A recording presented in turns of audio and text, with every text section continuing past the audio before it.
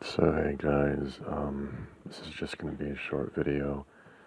It's most likely just gonna be a flat, image of something. I don't know what, but it'll be an image of something I can use as a background without getting it taken down.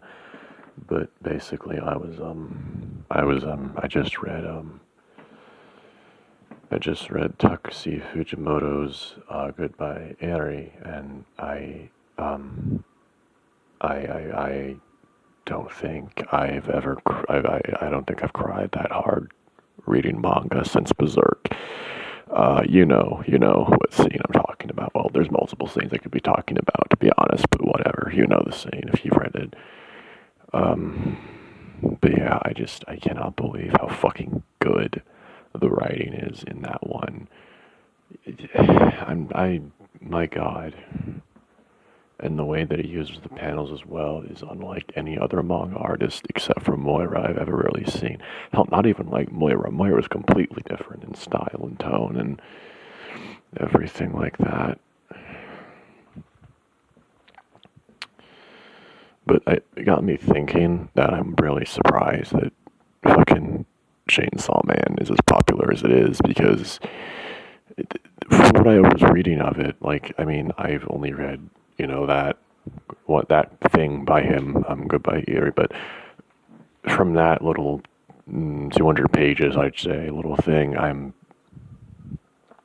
shocked that Fujimoto's work is as popular as it is, because it's as if you're saying that David Lynch is directing an MCU film. It just doesn't fit in my view of this dude from what I can sense from just reading his work and the way he uses the panel. It's fucking crazy to me that someone this good at manga is actually being recognized for their talent, and I'm pretty sure he's like in his 20s, I think. I don't know how old he is, but I'm pretty sure he's still young, which is fucking insane to me. Meanwhile, I'm over here making fucking fake history for this world I'm creating, and I don't think I could ever be I don't know. I'm probably never going to publish anything because I don't feel that urge, But yeah. Anyway, it's currently 8:56 a.m. Yeah, I'm a morning person. What are you gonna do about it, bitch? Nothing. That's right. Anyway, reading Fujimoto's little one shot is. I'm gonna read more of his stuff because there's another one I saw called Look Back or some. I don't remember. But there's another one called Fire Punch, obviously, which I've heard a bit about, and it's the premise alone fucking makes me really intrigued. I don't know.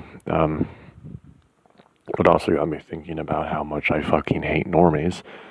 Yeah, I know. You use normie unironically. You're no longer allowed to be a part of a subculture or whatever the fuck you want to say. Uh, but, I seriously can't stand the mainstream audience members because they just ruin media. They really just ruin media in all its forms. It's pure and simple as that. Hell, back fucking a decade ago, just a decade ago in 2012, fucking Jesus, movies were so much better. Like seriously, the MCU was actually fucking good. Now it isn't. It was actually somewhat decent. Hell, the last fucking at least semi decent Marvel movie was Infinity War. Seriously, that was the last semi decent one. That was in 2018. It's been 4 fucking years, and how many? Anyway, but yeah, and all of that is caused by mainstream audiences lapping the shit up. Then the fucking Hollywood execs see how much they lap it up and how much money they're getting making these absolute dog shit fucking movies. So they just keep making them, and people lap up the worst ones, so they make it worse. They put less effort into it, and the spiral goes on and on and on, and it's really not good. It's not fucking good, let me just say that much. Because if things keep going this way, art is basically fucking dead. I mean, it's already getting close to its fucking last legs as it is, but I mean, yeah, some of you are probably watching this and being like, oh, you're just over dramatic. Just turn off your fucking brain. It's not that hard. Yes, it is. It is that hard for me. I have tried so fucking often to just turn off my fucking brain and enjoy media for what it is and the spectacle it gives me. And I can't. At some point in my fucking life, I watched some movie, sometime, somewhere that permanently altered my brain structure so that I can no longer enjoy movies simply based on if I enjoy them or not. I have to dissect them and pick them apart piece by piece to determine their objective quality.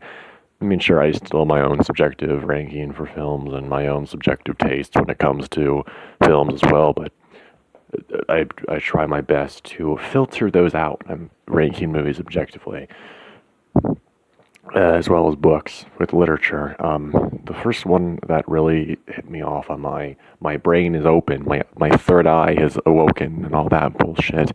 It was definitely House of Leaves. That fucking book, man, it is a gateway drug. I have read that thing at least fucking 4 times now. I wanted to reread it a fifth time because I was like, I missed something. I fucking missed something. And yeah, I stopped myself because it would have just kept going, and I don't want that to happen. There's something about that book that is fucking intoxicating. It basically makes you obsess over it, like the main character obsesses over the novice in the record within the book. I mean, it's definitely there's a fucking shit ton of basically Borsian infinities in that, and fucking Novacobian linguistic wordplay. It's fucking great. One of the cats is staring at me right now like I'm a fucking weirdo, which, that kind of makes sense. But yeah. Basically, the thing with House of Leaves is that there's many different narratives within it. The first narrative is in the introduction, when you read Johnny Truant's little introduction about how he found the manuscript that you're going to read in a blind man's apartment, which is very obviously a reference to Borges. Now that I've actually read Borges and know about him, Zampano, he basically finds the manuscript for this documentary that doesn't exist, about this film that doesn't exist. Well, basically it's about a documentary that doesn't exist, about a filmmaker that most likely doesn't exist at all. And there's a bunch of interviews from famous people within it, but that's not even to mention the most bizarre point of it. The dude who wrote it was blind, and he couldn't see the film that he's talking about if it did exist, which is funny. And then, of course, once you actually get into the Novitzin record, there's footnotes within footnotes, and you have the footnotes that Zampano put in there, and you have the footnotes that Johnny put in there, and you have the footnotes that the editors appended to Johnny's footnotes, and you have the textual layout of the pages that sometimes forces you to turn the page sideways and slantways and upside down and put it to a mirror to read the text, or just use your brain to do it. It's fucking crazy. And when I read it the first time back in 2018, when I was 16 fucking years old, Christ, that's weird to think. I was like, I couldn't go back to normal genre fiction. In fact, I tried to. I tried reading some Sanderson, and my God, I couldn't make it more than 50 pages without fucking just wanting to kill myself. It was so bad. Which is why, it's not really why I have such a hate boner for Sanderson, but yeah, Brando Sando is a fucking hack. His characters are all one-dimensional. They're all Mary Sues or Gary Stews or whatever you want to call them. The world building is the only interesting part of his stock fucking shit. His writing style is so fucking bland, it makes me want to down bleach. And I've said this in other my VN playthroughs sometimes. I cannot fucking stand bland prose. If a VN has bland prose, I'm going to stop fucking doing videos on it, or I won't do videos on it at all. Like last night when I started actually I think it was 2 days ago now, I started doing a playthrough for this one VN I found called Run. It had just released, and the little bit I read of it on the Itch.io page intrigued me, so I started reading it, and the fucking prose was so bland, and it had so many errors in the sentence structure and syntax and grammar and punctuation, and God, it was bad. So I left a little comment on the page saying, intriguing premise, but the sentence structure and Grammar ruins it. Fix that, make it a little better. And apparently the writer doesn't speak English as the first language, so I feel kind of shit about that now. But yeah, that's what I'm basically saying is that I just, hey little guy, yeah, I know, I'm talking to myself, holding up the phone to my face, yeah, I know. He's such a cute cat, though. He's such a cute kitty. Hey, mister. Hey. Basically, what I'm saying is that if Vienne has prose problems where I cannot read it without, just not being able to enjoy it enough, or if the grammar is bad enough, I will not fucking read it. I cannot stand. Well, for people that don't speak English as their first language, I completely fucking get that. That makes total sense for them to have issue with grammar and shit and spelling and all that. But when a native English speaker writes a fucking VN and their grammar is absolute dog shit and everything else is garbage, no, you're not getting any sympathy from me, bitch. You've been speaking this language your entire life. You should fucking know how to use it.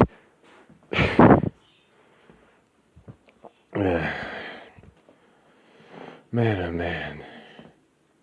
It's just like, I don't understand how people can excuse that shit. I genuinely don't get it. Man. Anyway, back to what I was saying about, I don't know how long ago now, but I want to talk about David Lynch because his shit is so fucking good, mate. It's so fucking good. That honestly, every single time I fucking every time I fucking watch some of his garbage, not garbage, but it's amazing shit. But every time I fucking watch one of his movies, I just get so fucking happy that he exists as a person in this world and that film isn't dead like I think it is, and then I actually realize that wait, no, his type of film is very, very rare. People don't do that anymore ever really. Like seriously, I think Eraserhead, his first film, is such a breath of fresh air when it comes to horror films that I genuinely, my God, it's so fucking good. Just the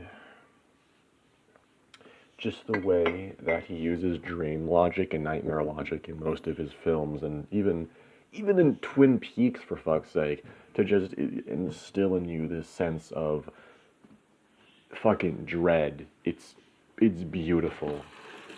It's really beautiful, man. But then at the end of the day, his work is really a hopeful message in a way. His work is trying to get people to make better art. Trying to get more people to make art and shit. That's one of the many things that he very much preaches in terms of his art and his beliefs. And I really respect that because that is a very great goal to have in terms of media, especially in this day and age where everything is so cookie cutter and copy and paste that I don't get it. I just don't. I don't get how people can stomach the same fucking story and the same cookie cutter characters over and over again. Doesn't make sense to me. Genuinely fucking confuses the fuck out of me how people can continue to gobble this garbage up. Like it's filet mignon. I said that wrong. Or fucking caviar or some shit. I just don't get it, man. I don't get it. Maybe I'm just overthinking it. I think I am, honestly. But you know how it goes, mate. It's fucking infuriating for me. To sit around here all day and see these fucking morons making shit-ass media, and then hearing a bunch of other shit-ass retards just enjoy it like it's a steaming pile of steak or something. I don't know, mate. It's just really infuriating, you know, mate? I fucking hate it. I'm sorry. I just love doing my accents. It's fucking fun.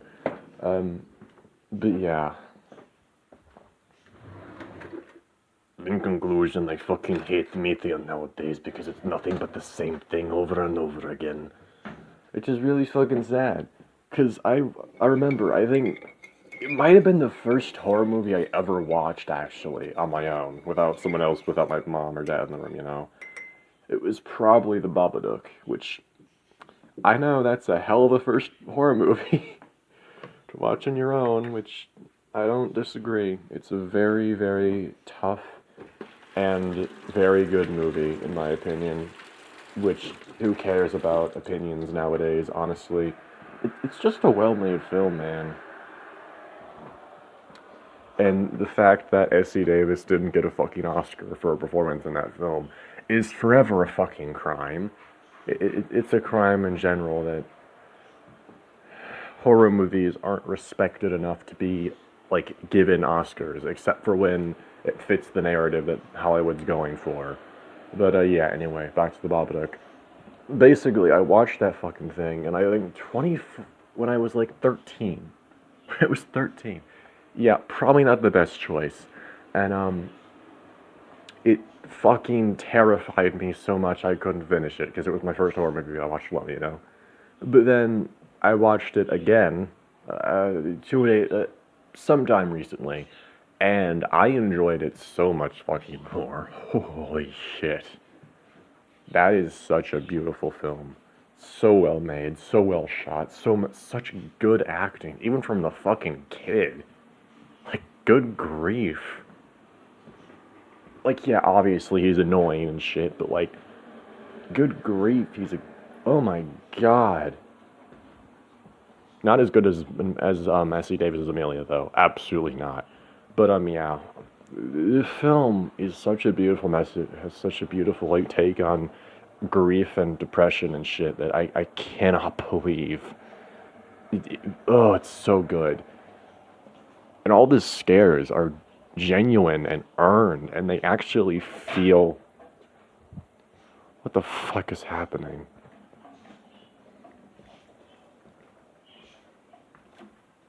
Really? Really, Ghost? Sorry, one of the kittens.